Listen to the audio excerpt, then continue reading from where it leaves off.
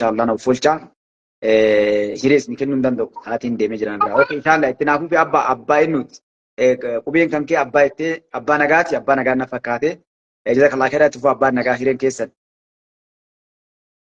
Ayye assalamu alaikum warahmatullahi wabarakatuh. Wa alaikum assalam warahmatullahi wabarakatuh. Ayye galatoomaa baay'ee akkuma amma qulqullinni keenya kaasanii si caqasaa jirra caqasaa turre hanga yoonatti eenyu keessan jirallee ni deemna kaagarii dubbatullee kaagaarii dubbatullee baay'ee ma hordofaa deemna tiktookiin kun kaanis badaa kaanis gaarii kaaniin barsiiftii kaaniin wallaalchiftii kaan biizinasiidha kaan immoo waa'ee sabaatiif waa'ee biyyaa dubbata amma namni profaayilii kooti ol jirullee namni guddaan Dr. Alamuu as keessa dhufaniitiin jiru nama wal beeknuni. Kanaaf yoon jedhee dheeressuu yoon baadhee namni yookiin barata yookiin beeka jalaa dhaggeeffatee qaroomaa jechuudha. Kan kanarraaf immoo lakkoofsuma sabaa guutuudhaaf rabbiin akkuma akhlaaqa keenya uumetti adda nu godhe akkuma fuula keenya kanaa akkas nu godhe. Alhamdulillahi tiktookii kan keessaa hanga deemnutti nama gurguddaa jeneraalota, doktoroota, profeesaroota jalaa waa dhagaatiin jirra. Yaada keenya kennataatiin jirra. Warra dursa abaa'oo gadi dhaabee waliin warra keessaa galee har'a biyya bulchuu wajjin haasa'utti jirra. Wallaala ofii hin qalanu. Sangaa yoo didee hin qalu. Wallaala ofii inni gorfatu. Harramni ni jallisa. Wanti na qaaneffachiisu tokko keessaa hanga saba Oromootti agaan Oromoo dhiigaa fi lafee fi fooniin ta'e warri kanaan dura wajjin darbee seenaadhaan dhageenye har'a waan qaama keenyaan fuula keenyaan ija keenyaan arginu waan irratti godhamaa jiru waan arginu jechuudha. Isa kana immoo akkuma bomboleessi kiyya jedhe waan nuti numaan lafee arbaa arbumaan waliin cabsu akka jedhan san nurratti fayyadamaa jiru. Nu kana ofirratti hin dammaqne. Mee Bardaabiif namni lola, Maqaleef namni lola, Dabuubiif namni lola, kan lolamaa jiruu fi lafa Finfinnee jedhamtu kun handhuura Oromiyaa keessa kan teesse kan Rabbiin asitti uume biyya badhaatuu beektuu kan beekan irratti walitti qabame aalimoonni irratti walitti dhufanu alhamdulillah haasa aalimoonni Muslima jedhaman Finfinneetti nu namanii kan dura mana hidhaatti fuudhaman as keessa jiru akka saba Oromootti sabni Oromoo beekanis as keessa jira. Ka biyya laalleessitti gala. Alhamdulillah jennee rabbii keenya yoo galateeffanne akkuma Oromoon maal jedhe raayyaa abbaa machaa Oromoon waa lamaa fi kan inni rukutamaa mataa akka bofaa sana mataa keessa rukutamaa tureef jedhe. Oromoon Muslima ta'e tokko Muslimummaa isaatiif tokko Oromummaa isaatiif jedhe. Kuni lachuu dubbii haqaati. Haqa qabatee deema. Wallaala ijee akka eege yoo itti rarra'e inni kun waan dhugaa jiruuf Islaama keessa saba hundaa hammata Oromoo keessaa immoo waa lama kanaaf rukutamaa ture jedha. Kana gaafa jedhu warreen har'a seenaa nutti himaa turan calanqoo dhaabataa turan har'a warra calanqoo seenaa calanqoo nurratti hojjetanii wajjiniin dhaabbachuudhaaf jiru beekan keenya gaafa Oromoon afaan Oromootiin waa'ee cabiisa Oromoo waa'ee Oromoon falaqa akka keewwatu afaan Oromootiin dubbate isa nama afaan Amaaraatiin gabaatu maaf kana ta'e tokkummaa keenya maaf dhabne warri yeroo wayyaanee afaan Amaaraa barreessuu hin jaalanne afaan Amaaraa dubbachuu hin jaalanne beekan keenya har'a afaan Amaaraatiin malee gabaasaa fi afaan Amaaraatiin malee barreessuu warri didan maaliif akkeessuudhaan wal gorfachuu akkamiin dadhaban beekan addunyaa bulchuu danda'u Oromoo keessa jira gaafa jennu isa maa dhaga'uu dadhaban.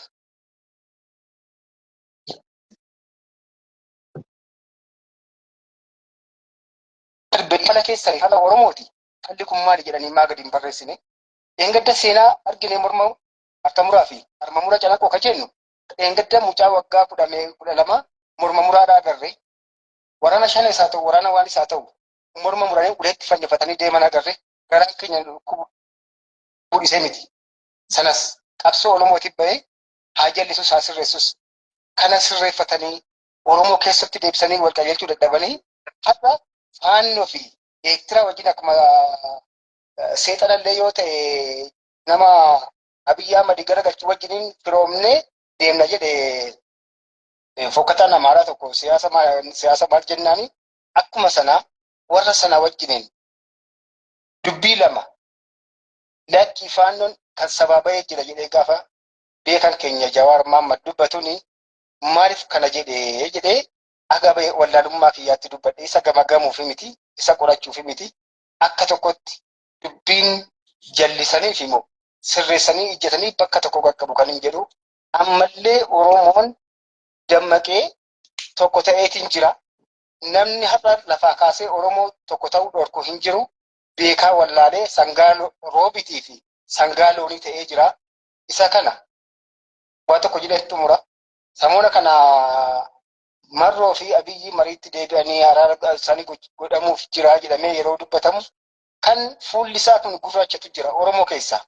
Maaliif jaalala dabsine jibbamaaf hin balleessine tokko gaafa waan araaraa namni dubbatu maaliif koomeentii hin barreessine waan nagaa waa'ee araaraa maaf hin barreessine inni kun waa'ee Oromoo cabiinsa bari anaa kana namaniin baleessa kiyya Mustafaa har'a afaan Oromoon dubbaddaa duuba kiyya ani kan itti dhalee shawaa kibba lixaati warra achii an biraa dhaladhe na beeka malee warra ati nan beektu afaan Oromoo waan hin dubbadhuufi isa dhugaan siin jedhamu tiiktookii kana jalatti asinnaan dhufe afaan Amaaraa dubbadhe achinnaan dhaqee afaan Oromoo dubbadhe achinnaa afaan Amaaraatiin waa'ee cabiisa Abiyyi dubbadhe afaan Oromootiin waa'ee ka'iinsa Abiyyi gaafan dubbadhe kanuma madaalliin kiyya madaalliin abbaa nagaa jechuu kooti baleessa kiyya kanaaf Oromoon araara malee biyya kanarraa cinneeti Oromoo biyya goonaatoo jedhanii eenyumna qabsoon abaa'oo kaleessaa akkas tureeyyu har'a sanaa miti waa'ee aangootii fi waa'ee qabeenya sassaabute buleessa kiyya.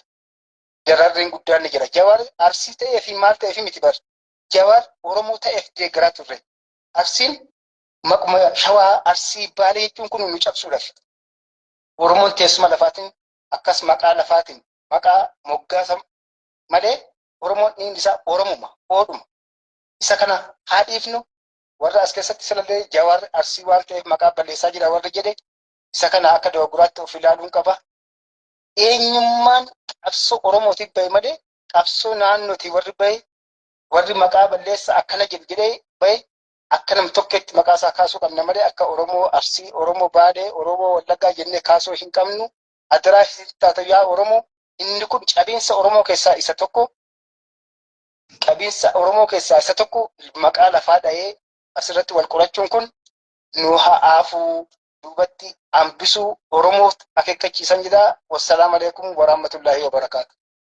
وعليكم السلام ورحمة الله وبركاته. ما شاء الله جزاك الله خيرا بارك الله فيكم رب مريسين عليه يا بالشاتا يا غاري أكسو مقوس بريدة ما شاء الله كبربان مكان نموت كرتني وان ببريد دبتا ما شاء الله أدى نماتو تيك توك إذا نفكاتمو نموت مدى كانت في يدو ورمت متهيو قبنا نموت ونوتة إنتان بريدة لفكان ما شاء الله كسو الفاتحة قالتو من بدينا من كيساني yoo rabbi taate bal'innaan yaadota jiran yoo nu waliin dhufnee akkanatti dhuga hukummaa keenya jabeeffachuu garaagarummaa keenya lafa keennee garta akka dhufu hukummaa keessan argannu yoo garta akka dhufne waa arganna irree godhanna ummata guddaa rabbi guddaa nu godhe alhamdulillah diinni keenya nu tokko taane ni cabaa yoo nu facaane ammoo akka sangaa adiif sangaa gurraachaaf sangaa daalachaa san gargar baasee nu nyaata ulfaadha galatooma sa'aatii waan hin qabneef yeroo biraallee abbaan nagaan badina maashaallah namni hundinuu galatooma isiniin jedhanii jiranii kan itti aansu سالي سراج جزاك الله خيرا قبل أكيدني صالح كسيمي عفوا أكامت يودو بسين وفلتا هرين كيسن أموري تفتن ناقا قباب إن شاء الله ساعتين ديمي جرا السلام عليكم. وعليكم السلام ورحمة الله وبركاته. أكم جال مصطفى نقا فارون تربيت الحمد لله نقا مامي بقى جاتك آمين آمين ولمان إن شاء الله الحمد لله جزاك الله خير. أي ميترك أكتي طاير أكم نجا جرتا سالا سرا جسما أول برا نندقتي نجا أسأقالي كان كناس كتير دقايت تنسبري طايرس نما بايو جابول بنو يا نما دكتور أتو كيسرو بري بتا تبا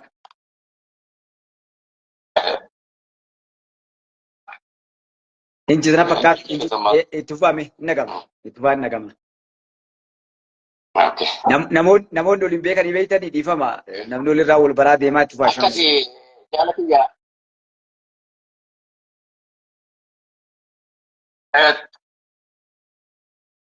Hidhattanii sagalee hidhatte deddeebi'a. Sagalee hidhattee jaal Mustafaa. Hidhatanii jiru argaan jirtu. Bareeda amma kanas na. Obbo isaa. Okay. Akkati jaallanii waan hedduu dubbachaa turtanii anillee duuman isin caqasaa ture. Egaa keessumaan dhabnuudhaaf haasofna. Waa'ee Oromummaatti wanti keenya iyyuu gaheedhuma keenya baanaaf haasofna malee wanni haasaamu na dura dhufee jira. Garuu ani wanneen irraa haasa'uu barbaade akkuma jaal Mustafaa Eedallee waliin agarree turre haasofnetti an ammas bakkuma gara lagaa sanan jira. Gara tokkummaa daangaa ofiitis achuman jira kaleessallee achuma turre. Wannan kana siniin jedhuufi bishaan keenyatti yoom gadi buunaa jechuu harkarra addarra kaannee eegaa jirra. Jaallani ani dhugaa dubbachuudhaaf TPLF erga bara lama dura sanaatti achitti argaa turre gariin namaa biyyiin danda'u waraanni isaan danda'u maarreedha jedhaniitu isaan akkanatti qaraanuu 4 kiiloo sana jedhuma soddaa keenya warrumaa irraa rabsinu waan attuu kenne ofii isaatii deebiin namichi wajjiniin bakkuma jarri dhufetti deebisee galchee wanti keessa nu agartanii jirtan. Hin dhaga'ama miti. Mustafaa akka waan qabee jiru na fakkaata. Ne dhageenya.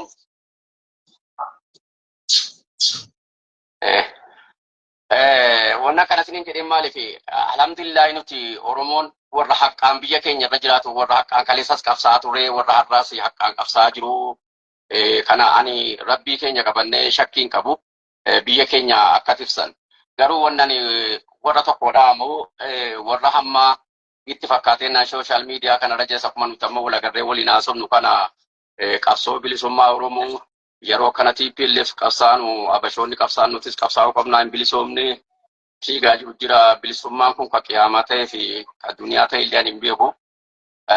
Bilisummaa dhuunfaa barbaannu malee kan bilisummaa ka dhuunfaa barbaannu malee kan waloo biyya keenyaa somneerra dhugaa dubbachuudhaaf. Bilisummaa dhuunfaa moggaan isiniin jedhu anis akka nama tokkootti achi keessaa qooda hojii argadhee biddaa argachuu qofa bilisummaan kiyya. Gahee kooti. Kanarraa waan hafe waa'een biyya keenyaa ani waan kaleessa keessa turre beenna nuti. Kaleessa gaafa biyya keenya keessa deemnuyyii waraqaa tokko mattaawqaa jedhamtu tokko alaa bitatamti ammallee Dr. Abiy jijjiiree jira. Isii sana bitannee tadiraa karaana dabarsiin kennee biyya keenya keessa taariba deemaa turre. Eenyullee ni beeka kana waggaa biyya keenya keessa gandatti dabarfannu taariba dabarfamaa turre biyya keenya keessatti. Akka rabbii sana hunda hambisee biyya keenya keessa sosoomaa jira. Qamadiin akkasi faca'aa jira. Abukaatoon akkasi dhaabataa jira. Animaan keessaa qooda dhabee yaani waan agarre. Warri immoo bilisoomne jedhu rabbiin egaa ija argitu rabbiin kennuufi ija achi ilaalte agartu rabbii haa kennuufi nuti garuu wanni nu amma jechaa ani jedhu akka dhaamsa kootiitti waa tokkollee warra maangoorra jiru kanaaf warra amma biyya kana nan tissaa biyya kana nan bulchaa jedhu kan inni matini warri keenyaa kun warri wal himannu kun jara sanaa wajjin dhaqanii harkan dha'in ani ta'aan jedhan dhaamsa kootiin ta'aa ilaalaa akkuma gaafa duraa qamadiin jedhamu sin jiru lagni abbaa jedhamu sin jiru ammallee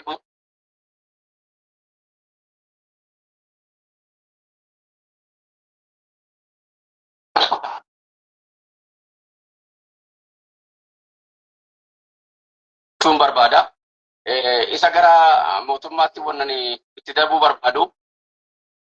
Warri mootummaa warri amma biyya bulchaa jiru paartiin badhaadhinaa waa'ee amma silaa sagantaa tokko lama jedhamee deemu kana deemaa jiranii ani waan ajaa'ibsiifadhu keessaa utuu waa'ee baaraan dubbatiin laga baay'ee dubbatanii laga baay'ee ni guduunfanii utuu waa'ee baaraan dubbatiin waa'ee petroola dhaqanii gaasa eegalanii gaasa sana baasanii uummata agarsiisanii amma inni sadaffaa immoo baaraa jedhanii kan tirkaanfatanii addunyaadhaan walitti nu baasuudhaan waan ta'eef nuti sana akkamitti addunyaa wajjiniin baara kana nuti sagalee taane mootummaa keenya kana wajjin dhaabannee gadi baana baara keenyatti jechuudha kan hin barbaadu. Isa warra jara keenya kaleessa warra nuyi mataa ture warra Habashaa kana barri isaanii darbee jira. Yoo bulan buluu yoo dhiisanis immoo lafa jiraatan jarii tolfachuudha. Ani warra keenyaa kanaan gadi naqinaa jarri siin amanuu akka Mallas Zeenaawwii jedhe OPDO'n kun jedhe kaartiin si yoo saaqamee isiin abaa'uudha jedhe gaafa dura Mallas Zeenaawwii beektu. Akkuma sana ammas warra keenyaa kana hoggaa isaan fiiganii dhaqanii akkuma amma jaalli kiyya tokko na dura jedhe isaan afaan Amaarinyaatiin birattaa isaanii nu biratti mool deebiin afaan Oromootiin hin danda'u jedhan sana jarri namantuu beektu. Miidiyaa isaanii irra keessattuu gaa Feesbuukuma irratti waliin jedhanii jarri miidiyaa yoo addatti qabdi. Kanaafuu ani ituu jarri keenyaa wal xiqqeessuurra utuu taraa eeggannee baay'ee barbaachisaadha. Kabaja waliis dhabuun baay'ee gaarii miti. Harkallee dhayinaa illee hin arrabsinaa dhattanii jira sanatti illee dabalaminaa dhaamsa kiyya. Warri mootummaa badhaadhinaa immoo qeerroon keenya warri biyya keessa jirus warri ala jirrus waan nu barbaachise mootummaa badhaadhina bira dhaabachuudhaaf hundi keenya qophii. Ijoolleen biyya namaa keessa jirtu irra guddaan isaanii harka 180 dhugaa dubbachuudhaaf wallahi paartii badhaadhinaa wajjin jirti. Maaliif jennaan akka kaleessaa dukkanaan namni namatti kijibaan jiru waan silaa jiru hunda miidiyaa hundaan ilaalaa jirti ijoolleen argaa jirti. Irra guddaa immoo dhugumatti baara kana hin arganna. Dhugaa tahaadha kan amma namni keenyatti jiru. Dhuguma tahaa yoom gadi itti baanaa yoom waan kanatti baanee argannaa isa jedhamutti jirra. Kanaafuu ani gama sanatti waan xiyyeeffadhee haasa'ee fi gama kana fuulli kan koo ilaalchi kan koo jira. Isa gara kaaniitiin gara Dirree Dhawaa kana keessaa beektu warri Somaaleedhaa xiqqoo utaalcha isaan godhannuuf ijoolleen keenya gama sanaallee wal arrabsu asinis naa dhagaanu wal arrabsuun baay'ee barbaachisaa miti. Warra bulchaa tureenis hanguma beekuma isaa bulchee hanguma beekuma isaa dubbate. Mootummaan badhaadhinaa immoo kan kanarra bilchoo kan kanarra silaa hubatu muuxannoo qabu fideenuu ka'a jenneetii eeggachaa jirra. Warri Somaalees immoo nuti obboleeyyan isaaniitiin waa qusatanu kaleessa jijjigaatuma keenya ta'uu beennuutii kalaase Somaaleen egaa obboleeyyan keenya jennee achitti dhiibnee fi kanaafuu kanallee isaanis nu beekuu qabanii nuti isaan hedduun jaallannaa ni kabajnaa ollaa keenya akka jara kaanii isaan hin balaaleffannu. Isaanis Oromoon kun dhiigaanis gumumdaan waadaadhaan walitti dhiyaannaa nu haa qusatanuu isiniin jechuu barbaadaa Jaal Mustafaa. Akkasii gaasitti dheeradhu ati jarjara qabdana fakkaata walitti deebinaa Orobbee inshallah. Maashaallah jazakallah khairan barakallah fiikum doktor Allah akbar. Akkas inshallah maashaallah yaada bilchaataa rabbi sirraa jaalatu hedduu nama gammachiisa. Maaliif namni keenna namoonni bilchaatuun akkanaa dhufanii yeroo yaada kennatan namoonni heddurraa waa baran lafaa dhufaan keessaafuu namoonni yaada bilchaatu kan ijaaran kabaa yaada kabaa jechuudha. Yaada kabaa kan akka hin dhimmisne nu godhu dhimmisuu namni hunduu ni beekana fakkaata. Akka nuti mucu caalu waliin nu qabu. Kan yeroo dubbatan nama gammachiisaa yaada bareedaa hedduu keessa deemtanii lafa keettanii rabbi isinirraa jaalatu tokkummaan akkasuma. Irra caalaa kaa'ama bakki jirtu pooyintii isin kaastan keessaa nama fudhee namaaf yeroo waan hin geenyeef kaa'u maali? Asab karaa agartanii qabeenya keenya waan hedduu bishaan galaan diimaadhaa kuni jiruuf jireenya akka qurxummii bishaan malee hin jiraanneetti hundaafuu jechuudha. Nama galuuf ni gala. Karaa ikonoomii gartanii ittiin impoortii fi ekspoortii yookaan ammoo meeshaa ittiin baafnu galfannu qofa osoo hin taane Itoophiyaan hadhaa humna baaraa yookaan humna galaanaa qabdi jechuudha. Waan hundaa fi teekinooloojii baraneenis guutame kan ammas daran jabaachuudhaaf haga Ameerikaa fa'aa hambaa walii galame Itoophiyaan qabeenya ofiitiin akkoota biyyoota kamiititti humna jabaa baaraa kan gartee kabajaa nuttis godhuu biyyoota ollaa kennallee qofaa miti. Hubadhaa ilmaan Oromoodhaa. Itoophiyaan kalee abbaa dhabdeeti ilmaan isii sabni guddaan asirra waa murteessuu danda'u akka nu hin beeknetti numaan nu cabsanii akka lafee santawwaa isii siin cabsan jedhan san numaan nu cabsanii as geenne osoo hadhaa ilmaan Oromoo sabni guddaan sabni bal'aan kun bakka sanii bahee jiraatee waggaa 150 dabre kana jiraannee waggaa 7 keessa waan dalanne argaa jirta jedhaan akkuma biyya kamiitti suppaar paawummaa biyyoota guddoo addunyaa kana bulchituu fi adda silaa sadarkaa ikoonomiitiin sadarkaa diinagdeetiif akkasuma siyaasaatiin waan hundaanuu silaa hadha gartee sodaatamna kabajamnallee jechuudha. Ammallee inshaallah hin dhiine bari'aa jirti malee nuuf So kanaan waan kana gubbatti namu dhaamsi kan isaanii irra dabalee dhaamu maalidha? Uf qopheessuu qabna. Nam waan danda'u humnaan diinagdeedhaan akkasuma karaa gartanii biyyi nu gaafatte jechuudha. Yaadaan waan biraa yoo hafan diinaa tumsuu irraa fagaannee cal'isu namni waan biraa bira dabarre jechuudha. Kanarraa kan ka'e mootummaan yeroo baay'ee rakkoon mootummoonni dabalu qabanii namuu akka muummichi ministeeraa mootummaadha jiru kun biyyaaf yaadetti yaadne jechuudha. Kutaaf gandaan amantiin nu qooduu irratti nu ijaaraniin saammachuu biyya tana keessa waan jiru. Karaa koontiroobaandiidhaa balbala banachuu uummataaf yaaduu irra ilmaan ofiitii fi hiree argatanii fayyadamanii cabsaa turan jechuudha. So kanaaf nu maal goona? Ofii keenyaallee fayyadamna. Jaarraa jirru yeroo jirru kana keessatti ilmaan keenyaa miti nutis adda argaa jirra waggaa 6-7 kana keessa waliin dalagame waa guddoo uummanni keenya irraa fayyadamu. Namni kun namni as goree haala yeroo irraa fayyadamuu dandeettii qabu. Namni ija alaalaatu tanaa miti ta qalbiidhaa qabu hedduu irraa fayyadamee jira. Kanaaf akkasii jabaadhaa isiniin jedha. Hin badinaa warroonni hayyoon as gubbaa dhuftanii yaada kennatan yeroo biraallee isinii kennachaatiin ulfaadhaa galatoomaa rabbi umurii isin haa dheeressu.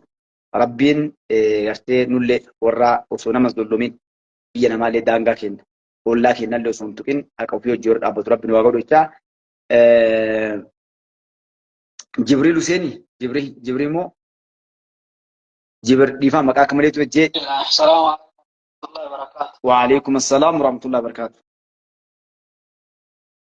Akkam jirtan nagaa maashaallah yaada gaarii uummata hubachiisaa jirtanii. Baay'ee natti tole. Alhamdulillah mun bila salaatu maashaallah. Cichoominaan dhugarratti cichoomtaa dhugaaf mormitaa. Namni dhugaaf mormu moo yeroo maraa qaanfataa miti. Biyya ofii jaalatuun immoo uummata ofii jaalatuudha. Biyya ofii jaalatuun immoo of jaalatuudha. Namni yoo biyya ofii jaalateef jaalata. Yoo biyya ofii jibbe immoo akka nama of jibbeeti.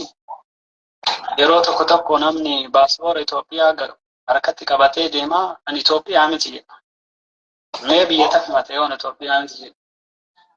Yeroo tokko tokko immoo raayyaa ittisa biyyaa waraana Itoophiyaa xiqqeessuuf deema. Yoo waraanni Itoophiyaa hin jiraatin Itoophiyaan hin jirtu bara. Wanni Itoophiyaa fi morman tokko hin jiru kaati. Intalli siyaasaa maal xiinxala? Wanti xiinxalli tokko hin jirtu biyyi ta'e batte jenna. Amma yoo fakkeenyaaf yoo Masrii ilaalle waa'ee biyya ofiiti irratti mormitoonnis uummannis tokko ta'anii dhaabatan. Waa'ee laga Abbayyaati irratti mormitoonnis uummannis tokko ta'anii ciqiciqii san hin beekan. Kennammoo waan bira haasa'a. Kun ta'uu hin qabu.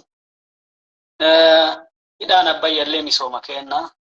Galaanni Diimallee misooma kenna. Waraannillee tika kenna. Nuti isa kabaja kenna. Bakka kamittuu kabajamna. Warri biyya alaa jirullee waraana kennan kabajamna. Yoo waraanni kenna laafaa ta'e namni si kabaju hin jiru. Yoo biyyi ta'e dadhabduu taate namni si kabaju hin jiru. Biyya diiguun immoo waan salphaa miti. Namni salphaa itti fakkaata malee biyyi immoo diigamtu. Fakkeenya Suudaan irraa fudhatu nama barbaachisa. Uummanni keenya amma Suudaan laalu isa barbaachisa. Balaan Suudaanitti sababa eeshiin takkattiin eeshiin birrii takkaan eeshii 4 bitanii eeshii 2 taate. Sababa sanirraa mootummaa Bashiir ari'anii amma bakka isaan jiran. Biyyi diigamtee birrii 500 eeshii takka bitanii eeshiin sunuu dhabamtee namni beelan dhumee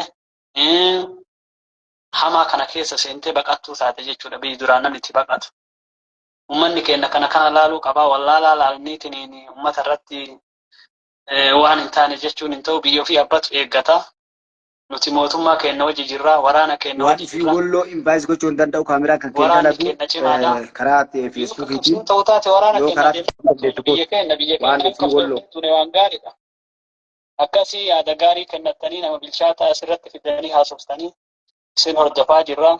Biyya teenya immoo waan maraan bira dhaabannaa qabeenyallee taate yaadallee taate yoo waan biraa dadhabne biyya teenya xiqqeessinu kabajaa isii eeyne kabajaa biyya keenya namatti himee akkasii jiraannaa nu jabaadha. Isin jaalannaa haaluma kanaan itti fufaa isiniin jenna obbo Mustafaa. Jazakallah khairan barakallah fiikum. Hayyuusan keessaa tokkosi namni hunduu wallahi yaada babbareedaa kennattanii hadhaa namni duranis hima kennatanii haa ta'u namoonni kennaa siyaasaa baruu waan ofiitiif waan hambaa waan godhuu qabanii waan godhuu hin qabne nama waliin deemuu hin qabne irratti hubannoota guddaa argachaa deemaa jirranarraa eegallee jechuudha. Namoonni yeroo gartanii waan tokko irra deddeebi'an muuxannoo guddoo irraa argatanii warri hadha warra siyaasaa waa dalagan muuxannoo argatan ammoo namoonni waltajjii argaman irratti hojiin piraaktis ittiin faranjiin yookaan ammoo waan tokko karaa dalaggiitti yeroo jijjiirtee muuxannoo argatta. Namoonni addunyaa kana gubbaa jiran rakkoon isaan qaban waa dubbisuu bakkoota akka dhufanii waa shaakaluu yookaan ammoo gartee tireeningi jedhan sayyoo goote itti ba'aa deemta. Sibiillis yoo qarame deddeebi'ee yoo rigame qara bahee shaarpii yookaan ammoo qara ta'ee waa muraa jechuudha. Kanaaf jabaadha. Wanni kun